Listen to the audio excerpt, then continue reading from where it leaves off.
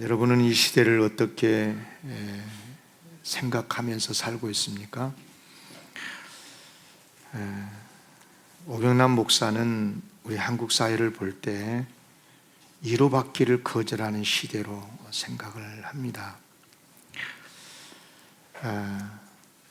어떤 말도 위로가 되지 않고 소망이 되지 않는 그래서 냉소주의로 가고 있는 그런 시대가 아닌가 생각을 합니다.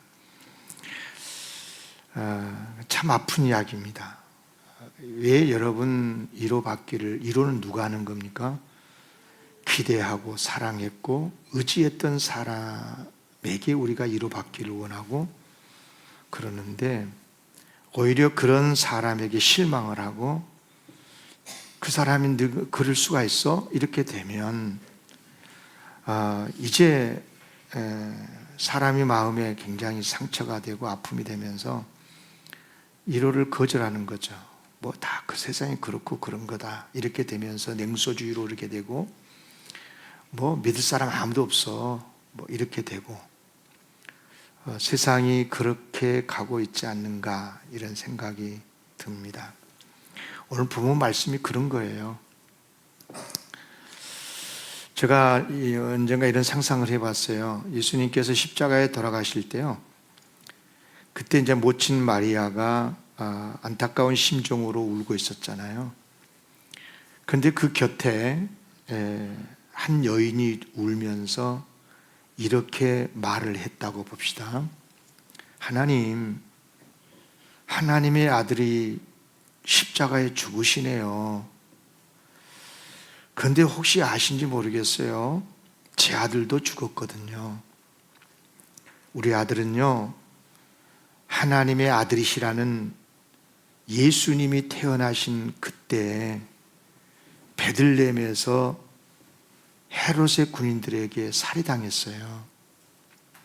알고 봤더니 하나님 당신의 아들이 왕으로 태어난 것 때문에 우리 아들 죽었다고 하더만요. 당신의 아들이 태어나지 않았더라면 내 아들도 죽지 않았을 것입니다. 하나님 묻고 싶습니다. 하나님은 예수님을 당신의 아들을 구원의 주님으로 보내셨다면서요. 그런데 왜 십자가에 달려 죽나요? 그리고 그 예수님이 태어나신 때에 왜 주변에 베들레헴의 주변에 많은 2살 아래 아이들은 다 죽어야만 했나요? 여러분 어떻게 대답을 하시겠어요? 예수님의 성탄 그러면 평화를 말하고 구원을 말하고 사랑을 이야기하고 있지만 그런 이야기가 있어요. 그렇지만 예수님이 태어나신 그 해, 태어나셨던 그 베들레헴 근처에 2살 아래 아이들이 다 죽었다니까요. 여러분 이것은 얼마나 큰 비극입니까? 구원의 역사 가운데 비극의 역사가 있었다. 여러분 이것은 객관적으로 역사적인 사실이 아니겠어요? 오늘 본문 말씀에 정확하게 말씀하고 있죠. 16절 봐보세요. 2장 16절에 보면 이에 헤롯이, 당시 헤롯은 이스라엘의 분봉왕이었죠. 박사들, 별 보고 예수님 경배하기 위해서 온 박사들이잖아요. 박사들에게 속은 줄 알고 심히 노하여 사람을 보내어 베들레헴과 그 모든 지경 안에 있는 산의 아이를 박사들에게 자세히 알아본 그때를 기준하여 언제쯤 태어났고 어디서 태어났고 그걸 다 알아본 다음에 그때를 기준해서 2살부터 그 아래로 다 죽이니. 여러분 이게 어떻게 된 거예요 이게요? 여러분 죽은 아이들도 아이들이지만 그때 그들의 가족들 특히 그를 낳고 지금 품 안의 자식 아니겠어요? 그 아이들이 죽었을 때 얼마나 그 절규가 처절했겠어요. 아닌가 아니라 예수님께서 탄생하지 않으셨다면, 베들레헴에서 태어나지 않으셨다면 베들레헴 아이들이 죽지 않았겠지요. 네. 그러면 왜 하필 왜 하나님께서는 베들레헴의 아기들의 죽음을 몰랐을까? 그런데 왜 그대로 두셨을까 하는 거예요. 여러분, 전쟁 이야기이긴 하지만 지상군을 투입을 시킬 때 먼저 전투기나 또 포를 통해 가지고 상대의 진영을 폭격을 통해서 적을 무력화시킨 다음에 그리고 지상군을 투입을 시킨다고 그러잖아요. 이런 논리로 봤을 때 하나님께서도 예수 그리스도를 세상에 보내실 때 그렇다면 헤롯 같은 포악한 왕을 먼저 제거시키고 그런 다음에 예수님을 태어나게 하셔야 진짜 그 예수가 평화의 예수가 아닌가, 이런 생각도 해보지 않았겠어요? 해볼 수 있지 않겠어요? 그랬다면 베들레헴의 아기들은 안 죽었을 것이고요. 글쎄요, 인간의 어리석인 소견으로 볼 때는 그렇다 그 말입니다. 사실요, 이런 비극적인 사건은요, 예수님이 태어나실 때 천군 천사가 예수님의 탄생을 노래하는 그 노래 가사말과도 이건 아주 충돌이 와요. 자 보세요. 예수님이 태어나실 때 천사들이 뭐라고 노래했어요? 지극히 높은 곳에서는 하나님께 영광이요, 땅에서는 하나님이 기뻐하신 사람들 중에 평화로다. 글쎄, 여러분 2살 아래 아이들을 잃고 난 그 베들레헴 주변에 부모들은 이것을 아멘 했을까요?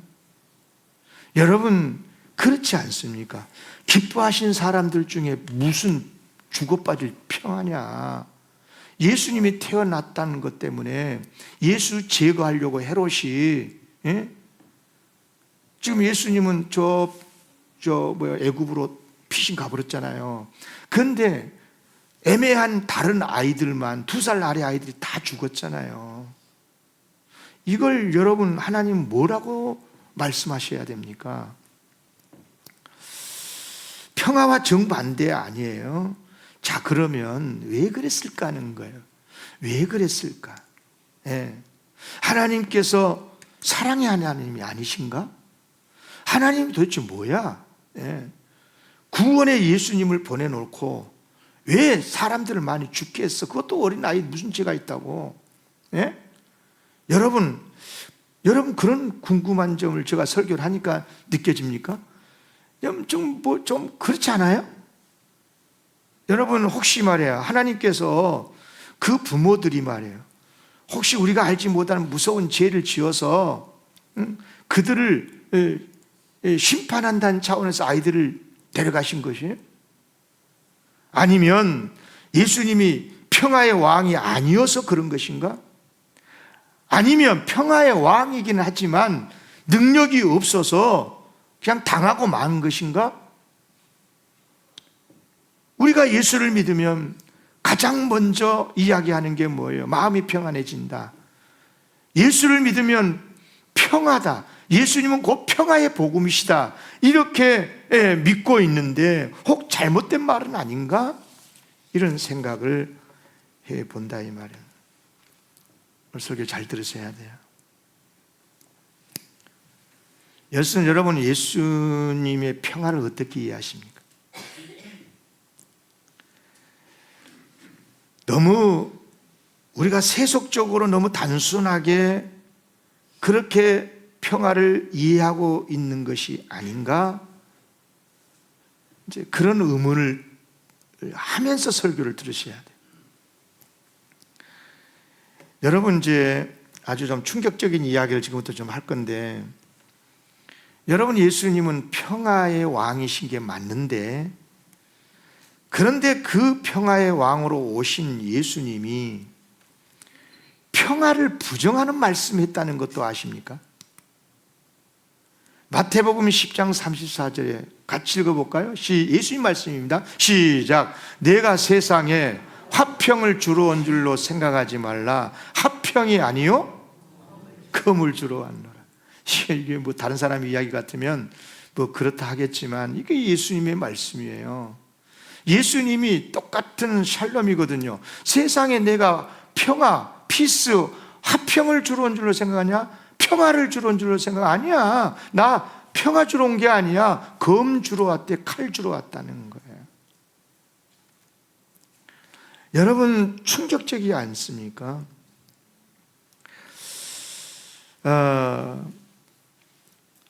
그렇다면 예수님이 이렇게 말씀하셨다면, 그렇다면 우리가 이해하고 있는 예수님의 평화를 우리가 지금 곡해하고 있는 게 아닌가? 우리가 너무 단순하게 생각하고 있지 않는가? 우리가 모르는 어떤 평화의 깊은 의미가 따로 있는 것은 아닌가?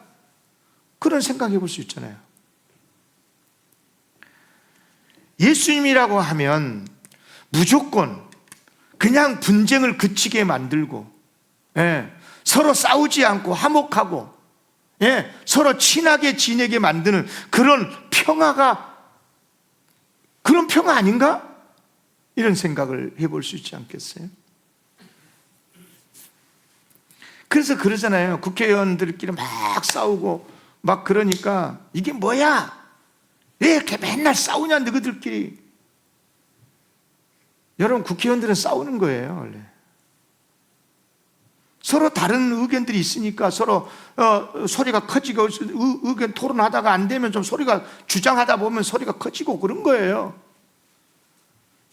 그런 것이 싫어서 한쪽에다가 몽땅 줘버리면 그때부터 그 나라는 민주주의가 안 되는 거예요.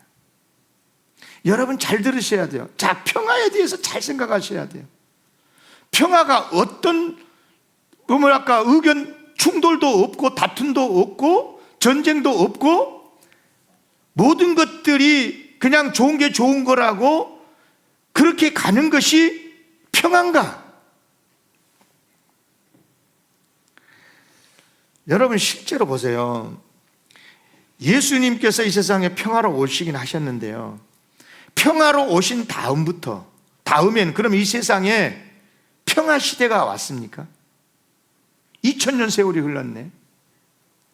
예수를 안 믿는 나라나 예수를 믿지 않는 사람들이 그렇다고 치고, 그러면 예수를 믿는 유럽이나 기독교 국가라고 하는 그런 나라에는 전쟁이 없나요? 아니, 더 좁혀서 예수 믿지 않는 교회 밖의 사람들은 다투고 싸우고 갈등하고 전쟁하고 그렇다 치고, 그러면 교회 안에는 갈등 없나요? 교회 안에서 싸우는 거 얼마나 무서운 줄 아십니까? 혹시 구경해 봤어요? 이쪽도 하나님의 정이고 저쪽도 하나님의 정이고 얼마나 무섭게 싸운 줄 아십니까? 그런 전쟁도 없어요. 도대체 여러분, 실제로 그러잖아요. 심지어 말이에요, 가장 가까워야 되는 혈육의 관계, 가족. 그런데 이 부자지간에 모녀간에 고부가 사이에, 아니 예수님 때문에 갈등이 있어요. 예수님 말씀이에요. 예수님이 그렇게 말씀했어요. 마태복음 10장 35, 36절 보세요. 내가 온 것은 사람이 그 아버지와 딸이 어머니와 며느리가 시어머니와 불화하게 하려 함이. 아니, 세상에 예수님이 오신 이유가 가정의 혈통에 평화가 아니라 불화하게 하기 위해서 오셨대요. 사람의 원수가 자기 집안 식구래. 여러분이 이런 말씀들을 깊이 고민 안 해봤습니까?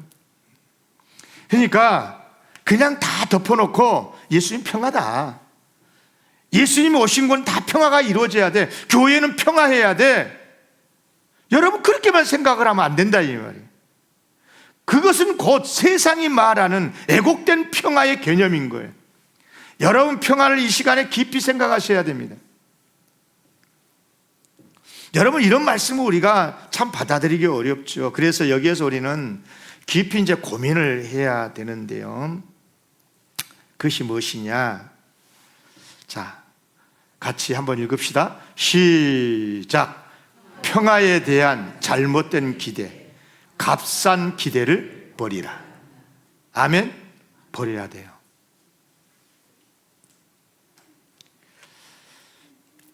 나에게는 평안인데 저 사람에게는 평안 아닐 수 있죠. 나만 좋으면 좋은 거예요. 여러분, 평화에 대해서 잘 이해를 하셔야 됩니다.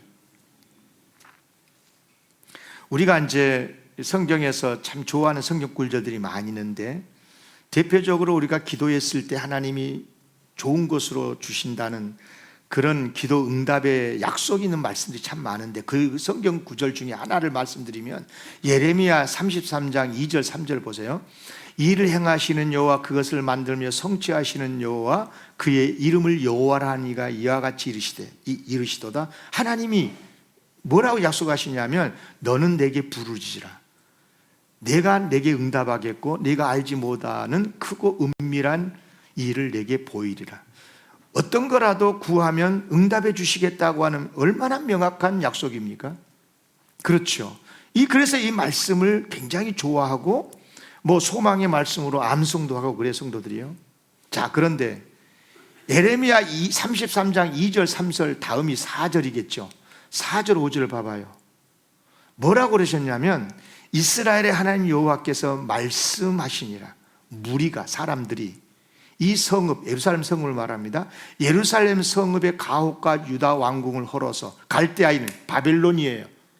바벨론 군대가 쳐들어왔어요, 지금 예루살렘에.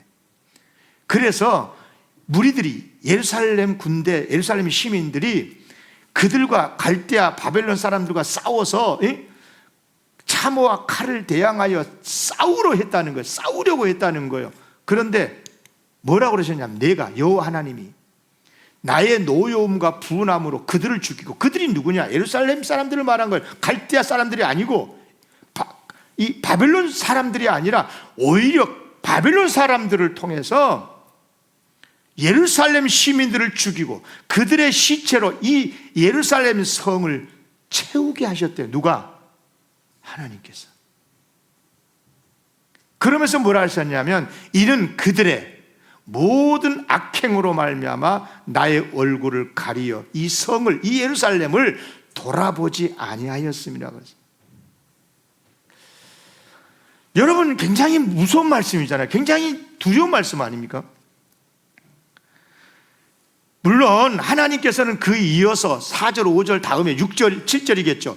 6절 7절에 8절에 뭐라고 말씀하셨냐면, 그러나 궁극적으로는 보라, 내가 이 성읍을, 그렇게 해서 심판받고 고통받은 이 예루살렘 성읍을 치료하며 고쳐서 낫게 하고, 평안과 진실이 풍성함을 그들에게 나타낼 것이며, 내가 유다의 포로와 이스라엘의 포로를 돌아오게 해서 그들을 처음과 같이 세울 것이며, 내가 그들을 내게 범한 그 모든 죄악에서 정하게 하며 깨끗하게 하며 그들이 내게 범하며 행한 모든 죄악을 용서해 주실 것이다.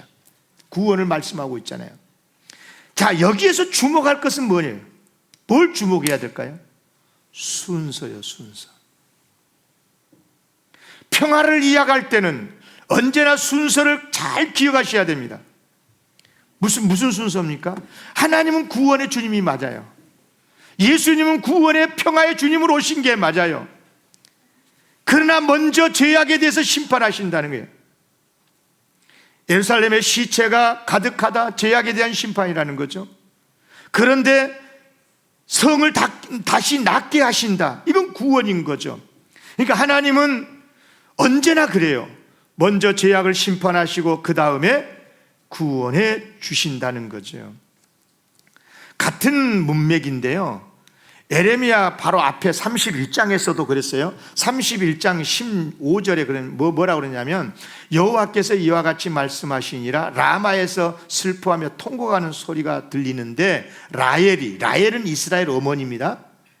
라헬이 그 자식 때문에, 이스라엘 때문에 애곡하는 것이라. 어머니가 자식들, 후손들, 이스라엘 백성들 때문에 애곡한대요. 그러면서 뭐라고 그랬냐, 그 어머니가 자식이 없어져서 이로받기를 거절하였도다. 그런데 이 말씀을, 예레미야가 예언하는 이 말씀을 신약에 와가지고 신약성경 마태복음 2장에 오늘 본문에서 그대로 인용을 하면서 이것이 이루어졌대요. 자, 마태복음 2장 17절 18절 같이 읽어볼까요? 시작. 이에 선지자 예레미야를 통하여 말씀하신 바 라마에서 슬퍼하며 크게 통곡하는 소리가 들리니 라헬이 그 자식을 위하여 애곡하는 것이라. 그가 자식이 없으므로 이로받기를 거절하였도다 함이 이루어졌느니라. 그러니까 성경에 보면 두 번 이루어진 거죠. 예레미야가 예언한 대로 실제로 바벨론이 침략을 해가지고 예루살렘 성이 무너질 때 그때 아이들이 다 죽고, 그리고 오늘 본문의 말씀 예수님께서 태어나셨을 때 뭐예요? 베들레헴의 근처에 2살 아래 아이들이 다 죽고, 그래서 이로받기를 거절하는 그런 고통의 역사가 이루어졌다는 거예요. 그러나 여러분, 두 번만 이루어졌을까요? 그 이후에도 헤아릴 수 없이 많이 이루어졌어요. 지금도 이루어지고 있어요. 세계 곳곳에 어머니들의 통곡 소리가 하늘을 찌르고 있다 이 말. 지금은 좀 조용해졌지만은 이스라엘과 얼마 전에 팔레스타인 전쟁이 있었을 때 어른들만 죽었나요? 군인들만 죽었나요? 아이들이 얼마나 죽었어요? 그래서 그 아이들을 끌어안고 어머니의 통곡 소리 하늘을 찌르지 않았습니까? 우크라이나와 러시아의 전쟁에서도 마찬가지. 얼마나 아이들이 죽었겠습니까? 그 어머니들의 통곡 소리가 하늘을 찔렀을까요? 그런데 북한 내동포 병사의 어머니들도 10대, 20대 젊은 정말 아들들을 러시아의 용병으로 보내줘서 그 죽은 그 시신을 끌어안는 그 어머니들의 비통한 그 탄식 하늘을 찌르지 않았겠습니까? 너무나 슬픈 말입니다마는 앞으로는 안 그럴까요? 앞으로는 이런 일이 없을까요? 지금 무슨 말씀을 드리고 싶냐면, 예수님 탄생 때에 베들레헴의 마을 아기들의 비극은 헤롯 같은 악한 자들이 있는 한 이 슬픈 비통의 역사는 계속된다고 말입니다. 그러니까 예수님께서 오심으로써 당장이라도 평화가 올 것을 기대하는 것은 금물이다 이 말입니다. 평화는 그렇게 쉽게 오는 게 아닙니다. 그럼에도 불구하고 지금부터 여러분들에게 소망의 말씀을 드립니다. 그럼에도 불구하고 따라합시다. 예수님은 우리 인간의 평화이십니다. 아멘입니까? 예수님이 직접 말씀하셨습니다. 평안을 너희에게 끼치노니 곧 나의 평안을 너희에게 주노라. 내가 너희에게 주는 것은 세상이 주는 그런 값싼 평화 따위가 아니니라. 너희는 마음에 근심하지 말라. 두려워하지도 말라. 그리고 부활하신 다음에 예수님의 죽음으로 슬퍼하고 있는 제자들을 향해서 뭐라고 말씀하십니까? 이날 곧 안식 후 첫날 저녁 때 제자들이 유대인들을 두려워하여 모인 곳 문들을 닫았더니 예수께서 오셔서 가운데 서서 이르시되 너희에게 평강이 있을지어다. 아멘. 샬롬. 정말 예수님만이 가지신 참된 평화, 평강을 우리에게 주신다고 약속하셨고 선포하셨더라 그 말입니다. 그렇다면 여러분, 도대체 이 평화는 뭐고 저 평화는 뭔가? 예수님께서 우리에게 주시고자 하시는 진짜 평화가 무엇인가? 평화는 언제 주신다는 것인가? 그리고 또 특히 예수님은 그렇다 치고 도대체 제자들은, 예수님의 제자들은 그 이후에 예수님의 이 평화의 말씀을 어떻게 이해했기에 예수님 때문에 박해당하고 죽임을 당하면서도 예수님의 이 평화의 복음을 전하기 위해서 그 모진 고난을 당하고 죽기까지 하면서 그런 고통을 감내하고서라도 예수 그리스도의 복음을 전했을까? 도대체 예수님의 평화를 어떻게 이해했기에? 두 가지로 말씀을 드리겠습니다. 첫째는 뭐냐? 한번 따라할까요? 유보된 평화. 아직 아니라는 겁니다. 무슨 뜻이냐면 좀 말이 어려운데, 여러분 아이가 딱 세상을 태어나잖아요. 그죠? 그럼 완벽한 사람입니다. 그렇죠? 주민등록번호도 다 부여되고 완전한 인간이죠. 그 아이 어리다고 막 태어났다고 만약에 해를 가하면 큰일 날 일이죠. 똑같이 인권이 있는 아이죠. 우리가 똑같은 인간이잖아요. 그러나 그 아이가 자라서 건강하고 사람 구실할 때까지 아직은 계속 배워야 되고 여러 가지 어려움도 경험하면서 사람이 되어가지 않습니까? 여러분, 우리가 예수 그리스도를 믿어서 구원받았습니다. 완전한 구원입니다. 예수 그리스도 언제 죽더라도 천국 갈 수 있는 구원을 우리가 받은 사람들이지만, 그러나 실제로 구원받은 그리스도인의 삶의 내용을 보세요. 많은 시행착오 있고 죄도 짓고 얼마나 고통을 당하고 그렇습니까? 그럼에도 불구하고 그 나라에 이를 때까지, 완전한 하나님의 나라의 구원에 이를 때까지는 끊임없이 믿음으로 살지 않습니까? 평화의 개념이 똑같다 이 말입니다. 예수가 평화인 게 맞고 예수를 믿으면 평화의 사람이 된 건 맞지만, 실제적으로 우리의 삶의 현장은 평화의 세계가 완전하게 이루어지지 않는다는 거예요.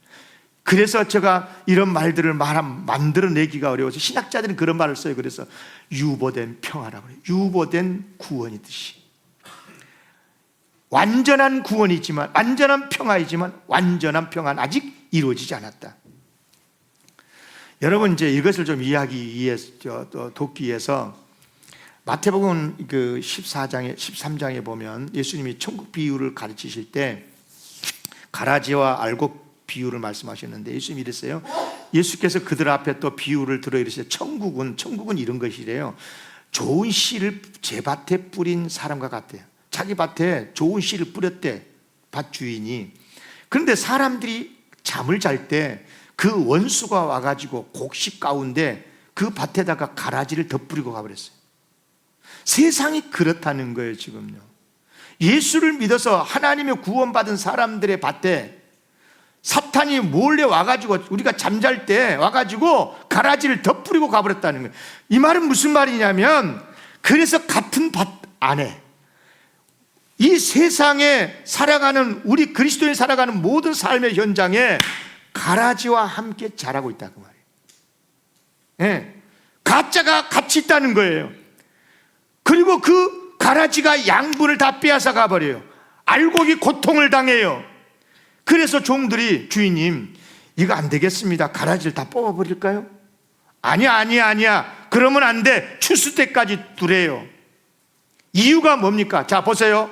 그 이어서 뭐라고 말씀하셨냐면, 예수님이 마태복음 13장 28절, 주인이 이르시되 원수가 이렇게 하였구나, 원수가 이렇게 했구나. 정확하게 주인이 명시하죠. 원수 사탄이 그랬다는 거예요. 그러면서 뭐라 그러냐면, 뽑지는 말아라 그렇다고 해가지고, 가라지 뽑다가 곡식까지 뽑을까 염려하노라. 곡식을 염려해서 곡식이 실족당할까 봐서 그냥 가라지 놔둬라, 놔둬. 그러면서 뭐라고 말씀하셨냐면, 둘 다 추수 때까지 함께 자라게 놔둬라. 그러나 추수 때가 되면 종말 때가 올 건데, 그때 추수꾼들에게 내가 말할 거다. 가라지를 먼저 거두어서 불살라 버리고 단으로 묶고, 곡식은 모아서 내 곳간 천국에 모아드리고. 할렐루야. 그러니까 여러분, 예수를 믿는 이 세상이 왜 이렇게 불평스러워? 왜 교회가 이래? 왜 예수 믿는 나라가 이래? 이런 이야기를 많이 하는데요, 그 안에 뭐가 있다고요? 가라지들이 있다 이 말이에요. 가라지들이, 인간의 연약함이 있는 인간들이 있다 이 말입니다. 예수를 믿는 사람조차도 완전하지 않을 뿐만 아니라 가짜들도 있고, 그렇다 보니 이 시대가 이런 것 아니겠어요? 그래요. 그들 때문에 고통이 있는 겁니다. 예수님 때는 헤롯이 있었지요. 헤롯으로 인해서 하나님의 자녀들이 고통을 당했습니다. 그래서 통곡을 한 것입니다. 이른바 여러분 꼭 기억하십시오. 바로 이것입니다. 제자들이 알았습니다. 그래, 예수님이 참 평화가 맞아. 예수님 안에 진짜 평안이 있고 행복이 있어. 그러나 이 행복의 삶의 자리는 유보됐다. 완전한 평화가 이 땅에서는 불가능하다. 그렇다. 그래서 참았고 고통이 있고 죽음을 무릅쓰고서라도 평화의 복음을 전했다는 거예요. 그래서 두 번째가 중요합니다. 평화를 유보하되, 그 유보된 평화의 세상 속에서 그럼 어떻게 살 거냐? 제자들은 예수님으로부터 배운 게 있어요. 그게 뭐냐? 참된 평안을 지키면서도 곧 고난도 감당할 수 있는 비결을 터득한 것입니다. 그렇습니다. 참된 그리스도인으로 복되게 산다는 게 뭔 줄 아세요?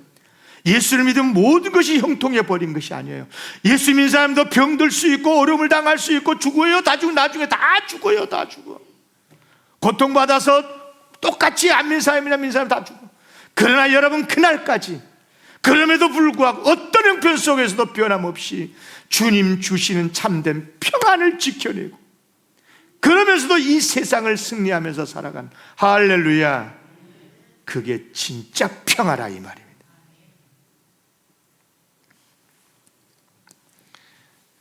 예수님께서 탄생하실 때 먼저 헤롯 같은 자가를 제거했으면 좋았겠다는 말씀을 앞에서 드렸는데요. 그러나 하나님은 그렇게 하지 않으셨어요.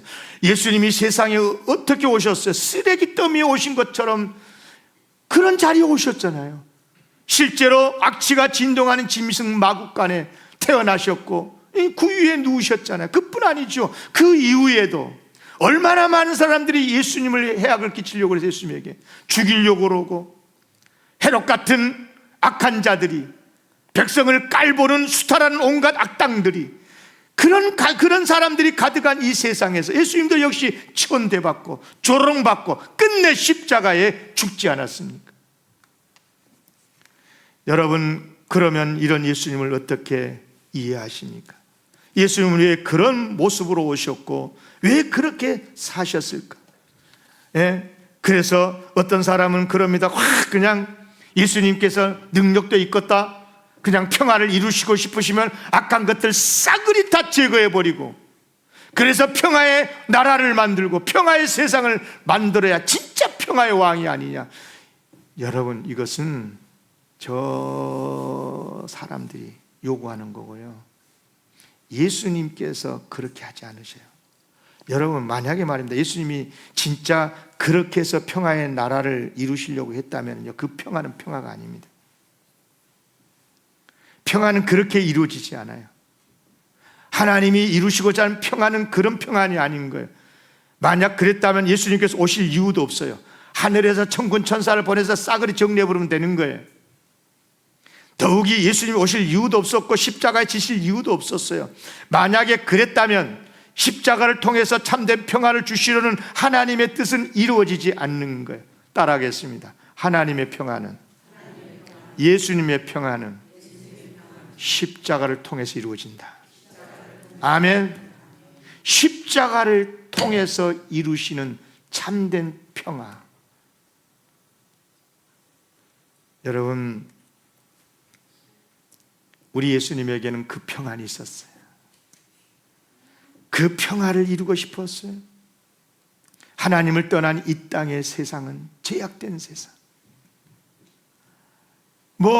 그렇게 착하고 그렇게 변화가 된 것 같은데 또 다시 죄를 짓고 또 다시 나쁜 짓하고, 인간이 그렇다는 것을 예수님이 너무 잘 아셨어요.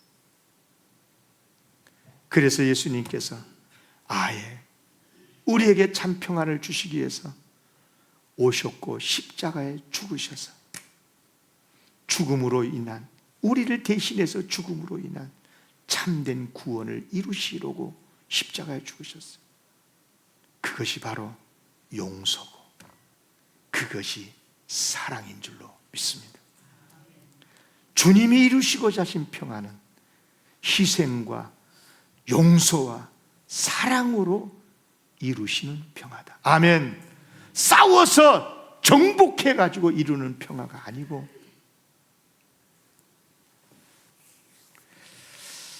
자, 그래서 우리 한번 같이 읽어볼까요? 시작. 악한 세상에서 고통을 당할지라도 주님 주신 평화를 잃지 않는 것, 이것이 그리스도인의 삶의 방식입니다. 아멘.